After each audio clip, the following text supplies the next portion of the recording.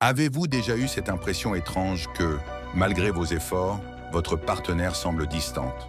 Que l'intimité diminue sans que vous sachiez pourquoi? Et si le problème ne venait pas de ce que vous faites, mais de ce que vous ne voyez pas?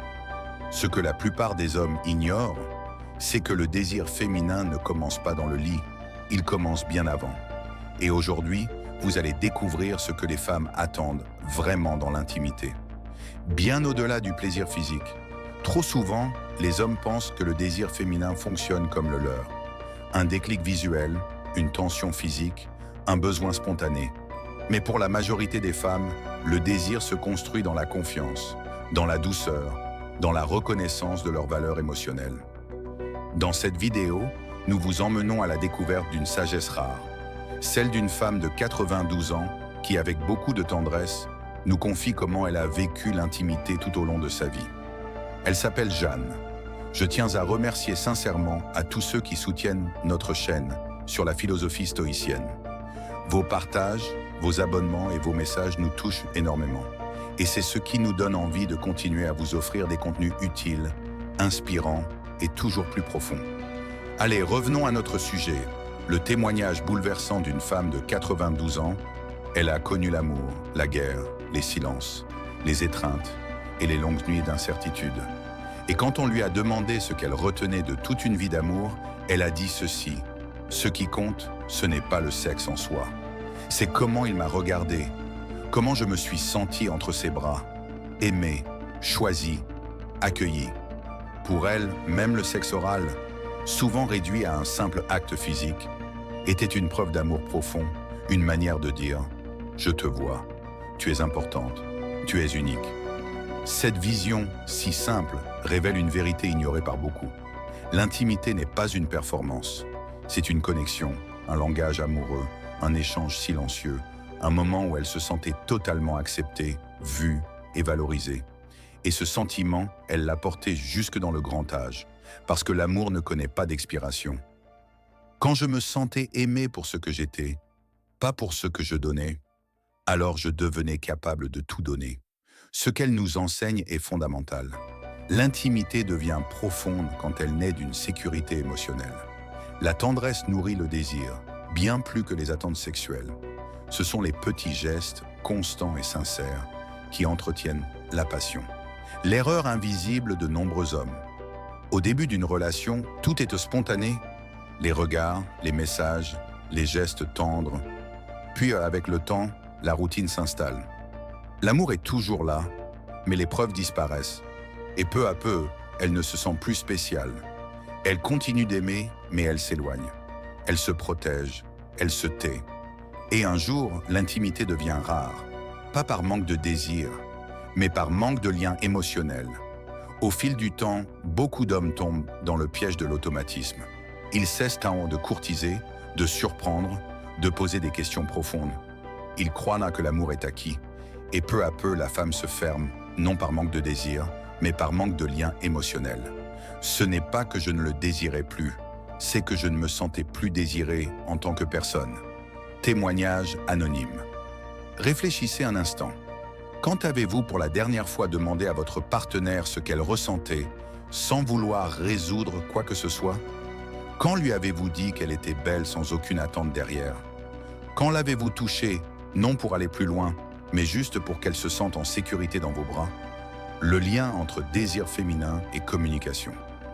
Les recherches y sont claires. Une étude menée en 2023 par le Journal of Social Psychology démontre que près de 7 femmes sur 10 associent leur excitation à la qualité de la communication émotionnelle avec leur partenaire. Et cela commence bien avant la chambre à coucher.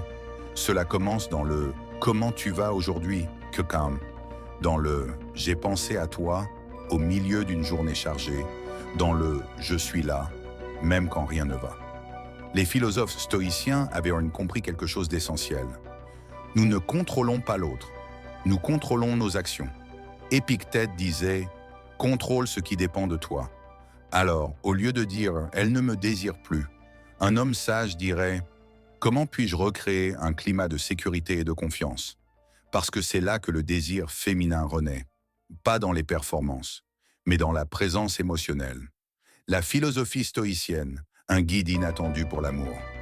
Les stoïciens comme Épictète, Sénèque ou Marc Aurèle, bien que souvent associés à des guerriers ou à des sages silencieux, nous offrent des outils puissants pour l'amour moderne. Ce n'est pas l'événement qui te trouble, mais le jugement que tu portes sur lui. Marc Aurèle. Loin de croire que tout doit aller bien tout le temps, les stoïciens nous rappellent qu'il faut apprendre à traverser les phases de doute, de distance, sans réagir de manière destructrice. Un homme stoïque ne cherche pas à contrôler l'autre.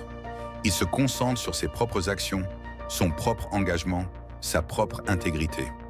Ce que dit la science, une étude publiée en 2023 dans le Journal of Social Psychology, a révélé que 68% des femmes associent leur désir à la qualité de la communication avec leur partenaire. En clair, elle a envie quand elle se sent comprise, écoutée, valorisée. 3 habitudes pour raviver la flamme. Alors, comment raviver la passion dans votre couple? Voici 3 habitudes simples, mais puissantes. Écoute active. Posez-lui une vraie question. Écoutez sans interrompre, sans corriger, juste pour comprendre. Geste sans attente. Faites quelque chose pour elle, sans espérer quoi que ce soit en retour. Préparez-lui un café. Glissez-lui une note, un petit mot tendre. Ces gestes disent « Je pense à toi ». Tendresse gratuite. Tenez-lui la main. Caressez-lui le dos. Offrez un câlin sans but. La tendresse est le terreau du désir. Un homme de 60 ans a témoigné « Quand j'ai arrêté de vouloir du sexe et que j'ai recommencé à vouloir la comprendre, l'intimité s'en est revenue. » De nombreux couples croient que pour relancer la passion, il faut plus de sexe.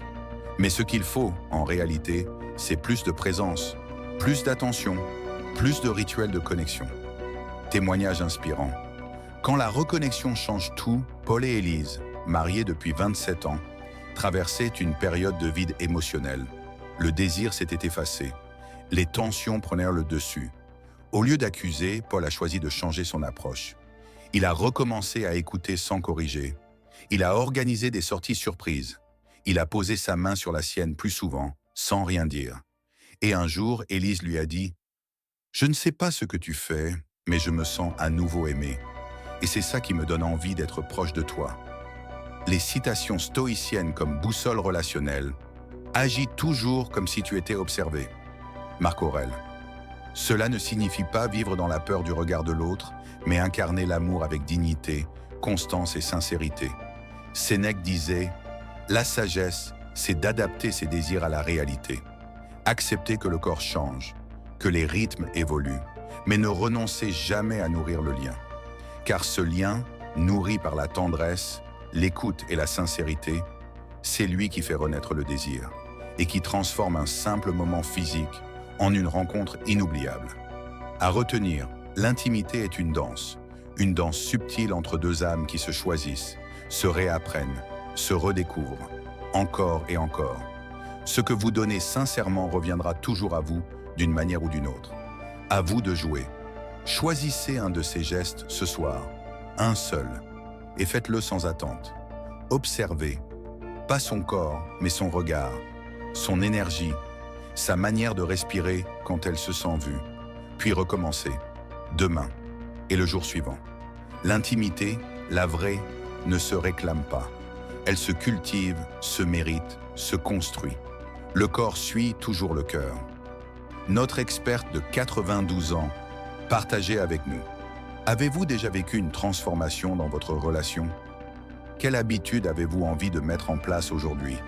Avez-vous déjà vécu une situation comme celle-ci? Qu'aimeriez-vous que je traite dans la prochaine vidéo? Tapez 1 si vous voulez plus de contenu sur les relations. Tapez 0 si vous préférez un autre sujet. Et rappelez-vous toujours ce que Jeanne nous a dit.